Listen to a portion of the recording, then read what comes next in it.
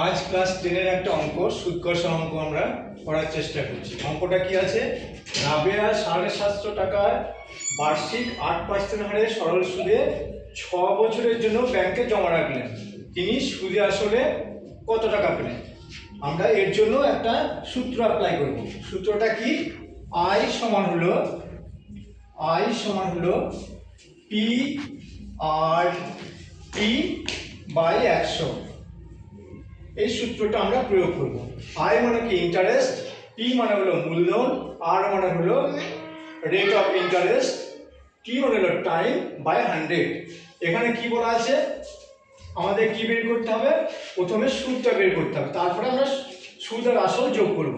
তাহলে I সমান হলো ইন্টারেস্ট সমান P মানে কত? P মানে 750 টাকা, 750 গণিত আর মানে হচ্ছে রেট অফ ইন্টারেস্ট কত?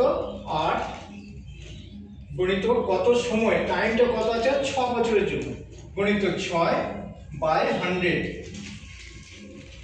তাহলে এই 750 মধ্যে এই শূন্যটা কাটলাম, 100 এই শূন্য কাটলাম, 5 দুগুণে 10, 5 15 75, আর 3 দুগুণে 6। তাহলে এখানে কত থাকলো? 15 গণিত 8 গণিত 3। তাহলে এটা আমরা যদি গুণ করি তাহলে কত হচ্ছে?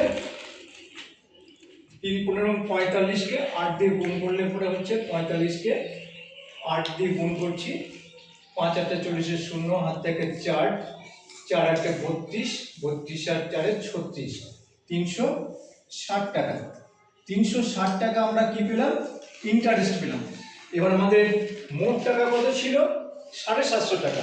তাহলে সুদ এবং আসল সমান কত হবে? সুদ প্লাস আসল সমান হলো, সুদ প্লাস আসল সমান, সুদ কত পেয়েছি? 360 টাকা যোগ 750 টাকা, 750 টাকা। তাহলে এটা যোগ করে দিই আমরা, তাহলে কত হচ্ছে? 1110 টাকা, 1110 টাকা। এটা হয়ে গেল অঙ্কটা। ঠিক আছে, এইভাবে আমাদের করতে হবে এই সূত্র প্রয়োগ করে। ঠিক আছে।